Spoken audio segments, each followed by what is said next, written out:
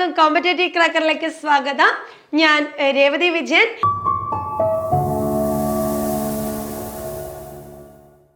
അപ്പൊ ഞാൻ എന്തിനാ ഇന്ന് നിങ്ങളുടെ മുമ്പിലേക്ക് വന്നിരിക്കുന്നതെന്ന് നിങ്ങൾക്ക് മനസ്സിലായിട്ടുണ്ടാവും അല്ലെ? നമ്മളെല്ലാവരും കാത്തിരുന്ന് കുറെ നാളായി കാത്തിരുന്ന് ടൈപ്പിസ്റ്റ് പരീക്ഷയുടെ നോട്ടിഫിക്കേഷൻ വന്നിരിക്കുന്നു. അപ്പൊ ഇനി എന്താണ്, പഠിക്കേണ്ട നാളുകളാണ് അല്ലെ? തകൃതിയായി പഠിച്ച് റാങ്ക് ലിസ്റ്റിന്റെ മുന്നിലെത്താൻ ജോലി നമുക്ക് ഉറപ്പിക്കാം.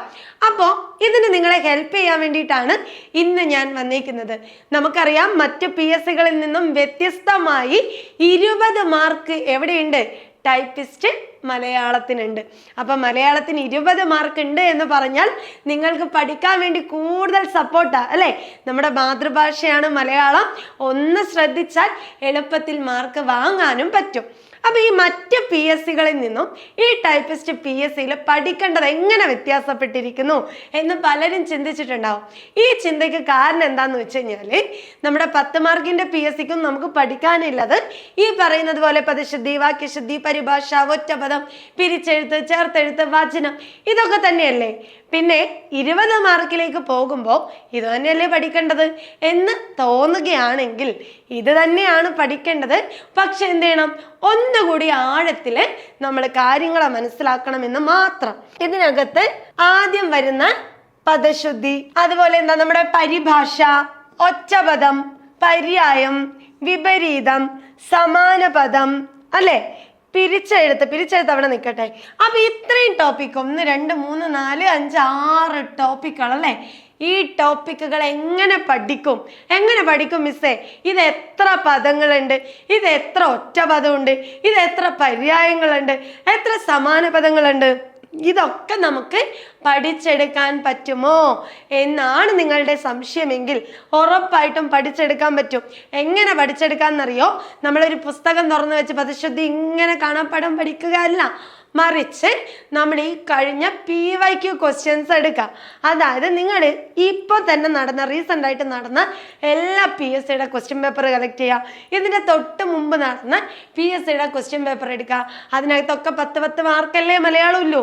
അതൊക്കെ ഒന്ന് എടുത്ത് നോക്കുമ്പോൾ നമുക്ക് മനസ്സിലാവും ഈ പദശുദ്ധിയും അതുപോലെ ഒറ്റപദവും വിപരീതവും ഒക്കെ തന്നെ ചോദിച്ചിരിക്കുന്നത് റിപ്പീറ്റായിട്ട് വരുന്നതാണ്, ആവർത്തിച്ച് വരുന്നതാണ്.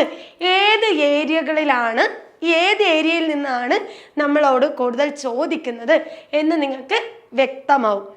അപ്പൊ നിങ്ങൾ ചെയ്യേണ്ടത് ഇതാണ്: നമ്മുടെ PYQ ക്വസ്റ്റ്യൻ എടുത്ത് അതിലെ പദശുദ്ധികളൊക്കെ ഒന്ന് മാറ്റി എഴുതി നോക്കാം. പദശുദ്ധി അങ്ങനെ എഴുതാം, പരിഭാഷ നമുക്ക് അങ്ങനെ എഴുതാം, അതുപോലെ പര്യായത്തെയും വിപരീത പദത്തെയും ഒറ്റപദത്തെയും നമുക്ക് എഴുതാം. പിന്നെ ഒറ്റപദത്തിന്റെ കേസ് പറയുവാണെങ്കിൽ, ഒറ്റപദം നിങ്ങൾ പഠിക്കേണ്ടത് എങ്ങനെയാണെന്നറിയോ? ഒന്ന്, നമ്മുടെ PSC പരീക്ഷയ്ക്ക് മലയാളത്തിൽ എപ്പോഴും ഇഷ്ടം എന്താണെന്നറിയോ? ബന്ധങ്ങളാണ് അല്ലെ? അപ്പൊ പുത്രന്റെ പുത്രൻ, മകന്റെ ഭാര്യ അല്ലെ, മകളുടെ ഭർത്താവ്, മകളുടെ അച്ഛൻ, ഇങ്ങനത്തെ കുറച്ച് ബന്ധങ്ങള്, അതുപോലെ തന്നെ ഭീമന്റെ പുത്രൻ, ഇങ്ങനെയുള്ള കുറച്ച് ബന്ധങ്ങളുള്ള ചോദ്യവും, അതുപോലെ തന്നെ നമ്മുടെ പഠിക്കാൻ ആഗ്രഹിക്കുന്നയാൾ, കാണാൻ ആഗ്രഹിക്കുന്നയാൾ, കുടിക്കാൻ ആഗ്രഹിക്കുന്നയാൾ, ഇങ്ങനെയുള്ള കുറെ പദങ്ങളുണ്ടല്ലോ. അപ്പൊ ഇങ്ങനെയുള്ള കുറച്ച് കാര്യങ്ങള്, അതുപോലെ ദൂതന്റെ പ്രവൃത്തി എന്താ? ദൗത്യമാണ് അല്ലെ? ഗുരുവിന്റെ ഭാവം എന്താ? മൗനമാണ്. വ്യാകരണം അറിയുന്നവനാരാ? തർക്കശാസ്ത്രത്തിൽ പ്രാവീണ്യം തെളിച്ചവനാരാ? ഇങ്ങനെയുള്ള കുറച്ച് ഏരിയകളുണ്ട്. ഇതിനെ കണ്ടുപിടിച്ച് പഠിക്കുവാണെങ്കിൽ അവിടെ നിന്ന് നമുക്ക് എന്ത് ചെയ്യാം? മാർക്ക് സൂപ്പറായിട്ട് വാങ്ങാൻ പറ്റും.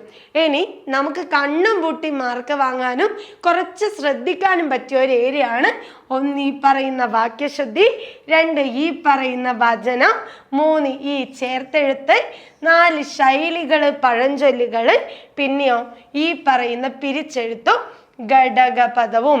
ഈ 1, 2, 3, 4, 5, 6 ഭാഗം നമുക്ക് എന്ത് ചെയ്യാം? കൃത്യമായിട്ട് പഠിച്ചു കഴിഞ്ഞാൽ നമുക്ക് സൂപ്പറായിട്ട് മാർക്കും വാങ്ങാൻ പറ്റും. അപ്പൊ ഇതിലെ വാക്യശുദ്ധി പഠിക്കണമെങ്കിൽ എങ്ങനെ പഠിക്കാം? ഒരു വാക്യത്തിനകത്ത് എന്തൊക്കെ തെറ്റുകളാണ് കടന്നു വരുന്നത് എന്ന് കൃത്യമായിട്ട് മനസ്സിലാക്കിയാൽ 1 മാർക്ക് സൂപ്പറായിട്ട് കിട്ടും അല്ലേ? അതൊന്നും അറിയാത്ത ആളാണെങ്കിലോ അവിടെ കിടന്ന് നമ്മൾ ഡൗട്ട് അടിച്ചു പോവും. പിന്നെ ശൈലികള്, പഴഞ്ചൊല്ല്. നമ്മൾ പറഞ്ഞിട്ടുണ്ട് ശൈലികൾ എന്ന് പറഞ്ഞ എന്താ, നമ്മുടെ പഴമക്കാര് അല്ലെ, നമ്മുടെ പ്രാകൃതരായിട്ടുള്ള മനുഷ്യര് അവരുടെ ജീവിതാനുഭവങ്ങളിൽ നിന്നും അവരാർജിച്ചെടുക്കുന്ന, അവർ നിർമ്മിച്ചെടുക്കുന്ന കുറേ കാര്യങ്ങളുണ്ട്. ഇതിനെ ചുരുക്കി പറയുക എന്നുള്ളതാണ് ശൈലി കൊണ്ട് ഉദ്ദേശിക്കുന്നത്. ഇനിയോ ചേർത്തെഴുത്ത്, വചനം, അതുപോലെ പിരിച്ചെഴുത്ത്. വചനം എന്നൊക്കെ പറഞ്ഞ എന്താ, സലിംഗ ബഹുവചനം, അലിംഗ ബഹുവചനം, പൂജക ബഹുവചനം, ഈ ഭാഗത്ത് നിന്നൊക്കെ വരുന്ന കുറെ ആവർത്തിച്ച ചോദ്യമാണ്. എന്താണ് ഇത് സംഭവം എന്ന് മനസ്സിലാക്കിയാൽ അവിടെ നിന്നും നമുക്ക് എന്ത് ചെയ്യാം, 1 മാർക്ക് കിട്ടും.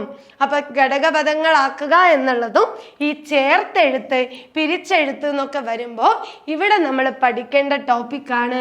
ഒന്ന് നമ്മൾ പറയുന്ന സന്ധി, മറ്റൊന്ന് സമാസം എന്ന് പറയുന്ന ടോപ്പിക്കുകൾ.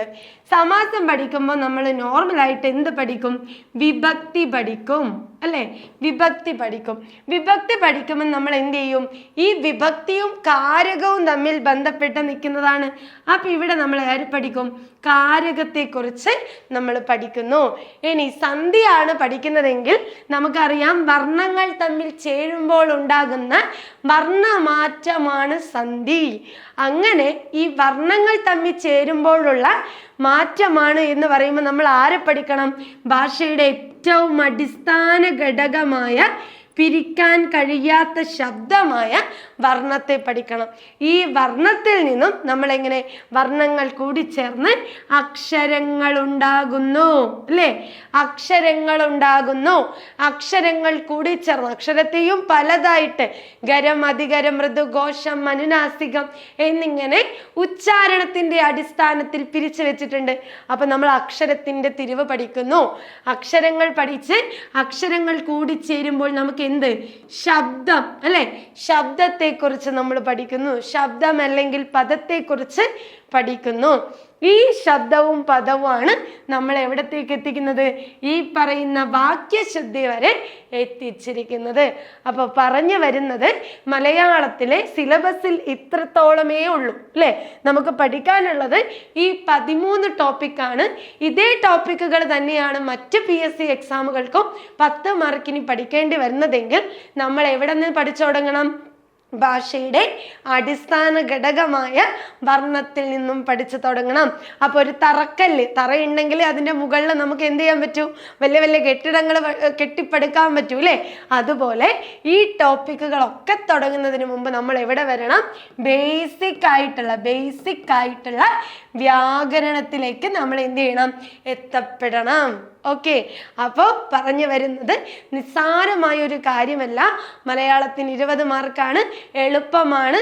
എന്നാൽ പഠിക്കാതെ പോയി കഴിഞ്ഞാൽ നമുക്കിത് എന്ത് ചെയ്യില്ല, വിചാരിച്ചതുപോലെ നമുക്കിവിടെ സ്കോർ ചെയ്യാൻ പറ്റില്ല. അപ്പൊ കൃത്യമായി അതിൻ്റെ ഘടന അനുസരിച്ച് സിലബസിനെ പഠിക്കുകയാണെങ്കിൽ ഉറപ്പായിട്ടും നിങ്ങൾക്ക് എന്ത് ചെയ്യാം, 20ൽ 20 മാർക്ക് ഉറപ്പിക്കാം. അപ്പൊ നമ്മൾ സിലബസിനെ കൃത്യമായിട്ട് മനസ്സിലാക്കിയല്ലേ. അങ്ങനെയാണെങ്കിൽ ഈ പദശുദ്ധിയുമായി ബന്ധപ്പെട്ട് ഈ അടുത്ത് കഴിഞ്ഞ ക്വസ്റ്റ്യൻ പേപ്പറിലെ ചില പദങ്ങള്, റിപ്പീറ്റ് ആയിട്ട് വരുന്ന കുറച്ച് പദങ്ങളെ ഞാൻ നിങ്ങൾക്ക് പറഞ്ഞു തരാം. അപ്പൊ കൃത്യമായിട്ട് നോട്ട് ചെയ്ത് വെച്ചോ കേട്ടോ. ഏതൊക്കെയാന്ന് നോക്കിയേ, കവയിത്രി നിങ്ങൾ എപ്പോഴും കണ്ടിട്ടുണ്ടാവും അല്ലേ. കവയിത്രി താഴെ തന്നിരിക്കുന്നവയിൽ ശരിയായ പദം ഏത് എന്ന് ചോദിക്കാം. കൂട്ടത്തിൽ പെടാത്ത പദം ഏത് എന്നും ചോദിക്കാം. അപ്പൊ കവയിത്രി. 2 അതിഥി. അതിഥി എന്ന് പറഞ്ഞ ആരാ, തിഥി നോക്കാതെ വരുന്നവൻ. തിഥി എന്ന് പറഞ്ഞ ആരാ, തീയതി അല്ലെ. അപ്പൊ തിഥി എന്ന് പറഞ്ഞാൽ തീയതി എന്നാണ് അർത്ഥം. അപ്പൊ തീയതി നോക്കാതെ വരുന്ന ആളാണ് ആര്, ഈ പറയുന്ന അതിഥി. ഓക്കെ, ഇനി രണ്ടാമത്തത് അടിമത്തം. അടിമത്തം എന്ന് നമ്മൾ കണ്ടിട്ടുണ്ട്. അപ്പൊ അടിമത്തം അല്ല, അടിമത്തമാണ്. ഇനി അടുത്തത് ഹാർദം. ഒറ്റപദത്തിൽ ചോദിക്കും, വാക്യശുദ്ധിയിൽ ചോദിക്കും, പദശുദ്ധിയിലും ചോദിക്കുന്ന ഒരു പദമാണ് ഹാർദം. എന്താ ഈ ഹാർദം? ഹാർദം എന്ന് പറയുന്ന പദത്തിന്റെ അർത്ഥം എന്താ, ഹൃദയത്തിന്റെ ഭാഷയിൽ എന്നാണ് അല്ലെ. ഞാൻ ഹൃദയത്തിന്റെ ഭാഷയിൽ സ്വാഗതം ചെയ്യുന്നു, ഹാർദമായി സ്വാഗതം ചെയ്യുന്നു. അപ്പൊ ഇതിന് നിങ്ങൾ പലതരത്തിൽ നിങ്ങൾ കണ്ടിട്ടുണ്ടാവാം. ഒന്ന് ഹാർദം എന്ന് ഡൗട്ട് അടിക്കുന്ന ആൾക്കാരുണ്ട്, മറ്റൊന്ന് എന്താ ഹാർദവം എന്ന് പറയുന്ന ആൾക്കാരുണ്ട്, ഇങ്ങനെ പല രീതിയിലും പറയാറുണ്ട്. പക്ഷെ ഇതൊക്കെ തെറ്റാണ്. ഹാർദം എന്ന് എഴുതുന്നത് നോട്ട് ചെയ്യുക. അപ്പൊ ഇതിന്റെ അർത്ഥം എന്താ? ഹൃദയത്തിന്റെ ഭാഷയിൽ എന്നാണ് ഹാർദത്തിന്റെ അർത്ഥം. അടുത്തത് നമ്മൾ പറയാറുണ്ടല്ലേ, നിനക്ക് എന്താ ഇത്ര വിമ്മിഷ്ടം? വിമ്മിഷ്ടമല്ല, വിമ്മിട്ടം, വിമ്മിട്ടം. ഓക്കെ, ഇനി ഐച്ഛികം ഇതെങ്ങനെ നമ്മൾ എഴുതുന്നതെന്നറിയോ? പലരും എഴുതുന്നത് ഐച്ഛികം എന്ന തരത്തിലാണ്. അപ്പൊ ഐച്ഛികമല്ല, ഐച്ഛികം. നീ ഏത് വിഷയമാണ് ഐച്ഛികമായി തിരഞ്ഞെടുത്തിരിക്കുന്നത്? ഐച്ഛികം. ഓക്കെ, അടുത്തതാണ് യാദൃശ്ചികം. ഇത് ഞാൻ ഈ പറഞ്ഞതുപോലെ യാദൃച്ഛികം, ഇതൊന്ന് ശ്രദ്ധിച്ചേക്കണേ, യാദൃച്ഛികമാണ്. ഓക്കെ, ഇനി കർക്കിടക മാസം വന്നെത്താറായി അല്ലെ, കർക്കിടകമാണോ? അല്ല, കർക്കടകമാണ്, കർക്കടകം.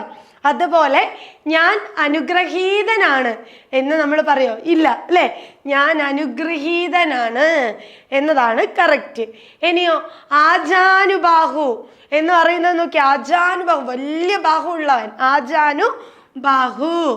ഇനി നിഘണ്ടു, നിഘണ്ടുവ് പലതരത്തിൽ നിങ്ങൾ കണ്ടിട്ടുണ്ട്. ഈ ഗായം ഒന്ന് ശ്രദ്ധിക്കാം. നിഘണ്ടു, പ്രവൃത്തി, പ്രവൃത്തി. ഓക്കെ, അപ്പോ ഇത്രയും പദങ്ങൾ എന്ത് ചെയ്യാ? ഒന്ന് ശ്രദ്ധിച്ചു വെക്ക. കവയിത്രി, അതിഥി, അടിമത്തം, ഹാർദം, വിമ്മിട്ടം, ഐച്ഛികം, യാദൃച്ഛികം, കർക്കടകം, അനുഗ്രഹീതൻ, ആജാനുബാഹു, നിഘണ്ടു, പ്രവൃത്തി. ഓക്കെ, അപ്പൊ പഠിച്ചിട്ടുണ്ടാവുമെന്ന് വിചാരിക്കുന്നു. ഇനി നമുക്ക് അടുത്തൊരു കാര്യം നോക്കാം. ശരിയായ വാക്യം ഏത്? ഒരു മാർക്ക് ഉറപ്പിക്കാനുള്ള അടുത്ത ഒരു ഏരിയ ആണ് അല്ലെ. നോക്കിയേ, ശരിയായ വാക്യം ഏതാ? അവൻ അമ്പലത്തിന് ചുറ്റും പ്രദക്ഷിണം വെച്ചു. ശരിയാണോ? 2, തുലാഭാരത്തിനായി 100 തേങ്ങകൾ എത്തിച്ചു. കറക്റ്റ് ആണോ? അടുത്തത്, നീ ഇങ്ങനെ ചിന്തിച്ചു പോയാൽ ഞാൻ എന്തു ചെയ്യാനാണ്? ഇന്നും നമ്മുടെ നാട്ടിൽ എല്ലായിടത്തും സർവത്ര അഴിമതിയാണ്. ഇതിലേതാണ് കറക്റ്റായ ആൻസർ? ശരിക്കും പറഞ്ഞ ഇതിനകത്ത് ആൻസർ ഉണ്ടോ? ഇല്ല അല്ലെ, ഇതിനകത്ത് ആൻസർ ഇല്ല. എന്തുകൊണ്ടാന്നറിയോ? ഇതിൽ ആൻസർ വന്നേക്കാവുന്നത് ഈ പറയുന്ന സി ആണ്. നീ ഇങ്ങനെ ചിന്തിച്ചു പോയാൽ ഞാൻ എന്തു ചെയ്യാനാണ്, അതാണ് കറക്റ്റ് വരേണ്ടത്. പക്ഷെ ഇവിടെ 2 ചിന്തിച്ചു വന്നിട്ടുണ്ട്. അതുകൊണ്ട് തന്നെ ഇതും തെറ്റാണ് എന്ന് നമുക്ക് പറയാം. എന്നാ ബാക്കി നോക്കിയേ, അവൻ അമ്പലത്തിന് ചുറ്റും പ്രദക്ഷിണം വെച്ചു. ശരിയാണോ തെറ്റാണോ? അവൻ അമ്പലത്തിന് ചുറ്റും പ്രദക്ഷിണം വെച്ചു. ഉറപ്പായിട്ടും തെറ്റാണ്. കാരണം എന്താ? അവൻ അമ്പലത്തിന് ചുറ്റും പ്രദക്ഷിണം, ചുറ്റും എന്ന് പറയുന്നതും പ്രദക്ഷിണം എന്ന് പറയുന്നതും ഒരേ അർത്ഥത്തിൽ ഒരേ ആശയം തരുന്ന പദങ്ങളാണ്. അതുകൊണ്ട് തന്നെ ഈ വാക്യം തെറ്റാണ്. ഇവിടെ വരുന്ന ദോഷത്തെ പഠിച്ചു വെച്ചോ. പൗനരുക്ത്യം അഥവാ പുനരുക്തി അല്ലെ, പുനരുക്തി. അതായത് ഒരേ ആശയം തരുന്ന ഒരേ അർത്ഥം തരുന്ന പദങ്ങൾ വീണ്ടും ആവർത്തിച്ച് വന്നാലുണ്ടാകുന്ന ദോഷത്തെ പൗനരുക്ത്യം അഥവാ പുനരുക്തി എന്ന് പറയും. അപ്പൊ നമ്മൾ ഒരു വാക്യദോഷം പഠിച്ചു. ഇനി അടുത്തത്, തുലാഭാരത്തിനായി 100 തേങ്ങകൾ എത്തിച്ചു. ശരിയാണോ? ഇതോ കണ്ണുപൂട്ടി നമുക്ക് പറയാം തെറ്റാണ്. കാരണം എന്താ? 100 തേങ്ങകൾ സംഖ്യാശബ്ദത്തിന് ശേഷം എല്ലായ്പ്പോഴും എന്തായിരിക്കണം? നപുംസകലിംഗമാണെങ്കിൽ അവിടെ എന്തായിരിക്കണം? ഏകവചനം മാത്രമേ പാടുള്ളൂ. ബഹുവചനം വന്നാൽ അത് തെറ്റാണ് അല്ലേ. അപ്പൊ സംഖ്യാശബ്ദത്തിന് ശേഷം നപുംസകലിംഗം. നപുംസകലിംഗം എന്ന് പറഞ്ഞാൽ എന്താ? നമുക്ക് സ്ത്രീലിംഗം പുല്ലിംഗം എന്ന് നിർണയിക്കാൻ പറ്റാത്ത വസ്തുക്കൾ അല്ലെ. അങ്ങനെ വരുന്ന വസ്തുക്കളാണെങ്കിൽ അതെപ്പോഴും ഏകവചനമേ പാടുള്ളൂ. 100 തേങ്ങ, 5 പേന, 5 പുസ്തകം അല്ലെ, 6 മിഠായി, ഇങ്ങനെ നമ്മൾ പറയാവൂ. അപ്പൊ ഇവിടെ സംഖ്യാശബ്ദത്തിന് ശേഷം ബഹുവചനം വന്നത് കൊണ്ട് തന്നെ ഈ വാക്യം തെറ്റാണ്. ഈ ദോഷത്തെ നമുക്ക് പറയാം സംഖ്യാദോഷം. ഓക്കെ, സംഖ്യാദോഷം. ഇനി അടുത്തത് നമ്മൾ പറഞ്ഞു ഇവിടെ കറക്റ്റ് ആവേണ്ടതാണ്. പക്ഷെ ഒരേ ആശയം തന്നെ റിപ്പീറ്റ് ആയിട്ട് വന്നതുകൊണ്ട് നമ്മൾ അത് തെറ്റാന്ന് പറഞ്ഞു. ഇനിയോ, ഇന്നും നമ്മുടെ നാട്ടിൽ എല്ലായിടത്തും സർവത്ര അഴിമതിയാണ്. ശരിയാണോ തെറ്റാണോ? ഉറപ്പായിട്ടും തെറ്റാണ്. കാരണം എന്താ, ഇന്നും നമ്മുടെ നാട്ടിൽ എല്ലായിടത്തും സർവത്ര ഇവിടെ വീണ്ടും പൗനരുക്ത്യം അഥവാ പുനരുക്തി എന്ന് പറയുന്ന വാക്യദോഷം കടന്നു വന്നു. അപ്പോ എന്തൊക്കെ തെറ്റുകളാണ് ഒരു വാക്യത്തിനകത്ത് വരുന്നതെന്ന് പഠിച്ചു വെച്ചോ. ഒന്നാമത്തത് പദക്രമഭംഗം. പദക്രമഭംഗം എന്ന് പറഞ്ഞ പേര് പോലെ തന്നെ ഒരു വാക്യത്തിനകത്ത് പദങ്ങൾക്ക് കൃത്യമായ സ്ഥാനമുണ്ട് അല്ലെ. കർത്താവ്, കർമ്മം, ക്രിയ, ഇത് തെറ്റിയാൽ ഉണ്ടാകുന്ന ദോഷം. രണ്ട്, നമ്മളിപ്പോ പറഞ്ഞ പൗനരുക്ത്യം അഥവാ പുനരുക്തി, ഒരേ അർത്ഥം തരുന്ന ഒരേ ആശയം തരുന്ന പദങ്ങൾ ആവർത്തിച്ച് വരുന്ന ദോഷം. മൂന്നാമത്തത് സമുച്ചയ ദോഷം, രണ്ട് പദങ്ങളെ കൂട്ടിച്ചേരുന്നതും വേർതിരിക്കുന്നതും ഉമ്മോ യഥാസ്ഥാനത്ത് ചേരാത്തത് മൂലമുണ്ടാകുന്ന ദോഷം. നാലാമത്തത് ഗതി ദോഷം. ഗതി എന്ന് പറഞ്ഞ എന്താ, വെച്ച്, കൊണ്ട്, നിന്ന്, തന്നെ, ഊടെ തുടങ്ങിയ പദങ്ങൾ ഒരു വാക്യത്തിൽ കൃത്യമായി ചേരാത്തത് മൂലമുണ്ടാകുന്നതും ആവർത്തിച്ച് വരുന്നതുമായ ദോഷമാണ്. പിന്നെ നമ്മൾ പഠിച്ച സംഖ്യാദോഷം. എന്താ സംഖ്യാദോഷം? അതായത് സംഖ്യാശബ്ദത്തിന് ശേഷം എപ്പോഴും ഏകവചനം വരണം, ബഹുവചനം വന്നാൽ വാക്യം തെറ്റാണ്. അപ്പൊ ഇത്രയും കാര്യങ്ങൾ ശ്രദ്ധിച്ചാൽ 1 മാർക്ക് നമുക്ക് സൂപ്പറായിട്ട് എവിടെ നിന്ന് കിട്ടും? വാക്യശുദ്ധിയിൽ നിന്നും കിട്ടും. ഇനി അതേപോലത്തെ അടുത്തൊരു ചോദ്യമാണ് ഏത്? വൈദ്യർ എന്നത് ഏത് വചനത്തിൽ ഉൾപ്പെടുന്നു?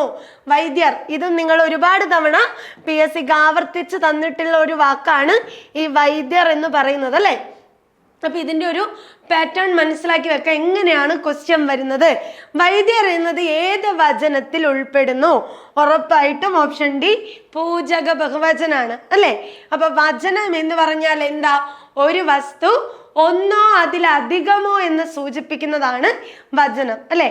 ഒരു വസ്തു ഒന്നാണോ അതിലധികമാണോ എന്ന് സൂചിപ്പിക്കുന്നത് വചനം. ഈ വചനത്തെ രണ്ടായിട്ട് തിരിച്ചിട്ടുണ്ട്. ഒന്ന് ഏകവചനം എന്നും മറ്റൊന്ന് ബഹുവചനം അല്ലെ. ഏകവചനം, ബഹുവചനം. ഒന്നിനെ സൂചിപ്പിച്ചാൽ ഏകവചനം, ഒന്നിലധികം സൂചിപ്പിച്ചാലോ അത് ബഹുവചനം അല്ലെ. ഈ ബഹുവചനത്തെ തന്നെ വീണ്ടും 3ആയിട്ട് തിരിച്ചിട്ടുണ്ട്. അതാണ് നമ്മളിപ്പോ കണ്ട സലിംഗ ബഹുവചനം, അലിംഗ ബഹുവചനം, പൂജക ബഹുവചനം അല്ലെ. പൂജക ബഹുവചനം. അപ്പൊ സലിംഗ ബഹുവചനം എന്ന് പറഞ്ഞ എന്താ? നമുക്ക് 3 ലിംഗമുണ്ട്. സ്ത്രീലിംഗം, പുല്ലിംഗം, നപുംസകം. ഈ 3 ലിംഗത്തെയും കൃത്യമായി മനസ്സിലാക്കി അവയുടെ ബഹുത്വത്തെ സൂചിപ്പിച്ചാൽ സലിംഗം.